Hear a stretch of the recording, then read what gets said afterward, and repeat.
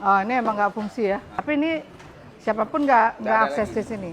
Atas-atasnya udah jatuh, udah rontok-rontok. Tentu hari ini saya berterima kasih. Mungkin semuanya udah siap-siap menerima kehadiran kami di sini.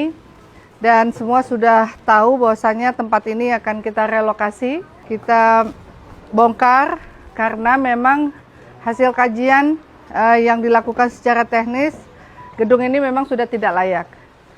Nah, sejak 2024, pemerintah Kota Banda Aceh sudah tidak lagi mengelola, sudah tidak lagi menempatkan orang-orang petugas untuk mengelola gedung ini, karena memang gedung ini sudah tidak boleh difungsikan. Kalau difungsikan akan berdampak risiko. Apalagi sudah terjadi kebakaran, kemudian tsunami, dan kemudian gempa, ya. Saya juga nggak mau kalau nggak bisa ketemu dengan pedagang, kalau ada hal-hal yang ingin disampaikan. Untuk itu mungkin saya persilakan ada perwakilan. Kami tidak menolak untuk direlokasi dan kami mendukung 100% untuk penataan kota untuk dibangun yang lebih indah, yang lebih bagus. Tapi yang kami minta di sini adalah Bu Eli, kebijaksanaan dari Bu Eli. Kami minta sedikit waktu lagi Bu Eli. Tapi memang hasil rapat kami, baik dari DPR, pemerintah kota dan Forkopimda, kami betul-betul mohon bantuannya. Karena prosesnya sudah cukup lama, Bu. Seharusnya 2024 sudah dikosongkan.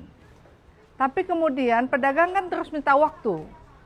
Kita mau nunggu sampai kapan? Ketika kita mau berpindah karena Allah untuk menyelamatkan sekian nyawa, apabila terjadi sesuatu hal yang kita sudah tahu akan terjadi mudarat dalam terhadap kondisi seperti ini, siapa yang akan bertanggung jawab kalau ini terjadi sesuatu?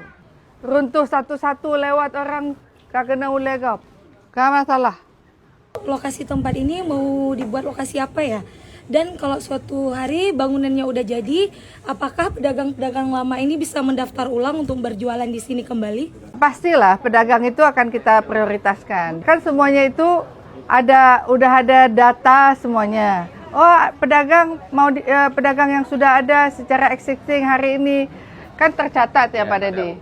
Nah, mereka kan pasti kalau ada yang baru harus diprioritaskan. Jadi saya pikir seperti itu. Bisa kan Bu? Bisa.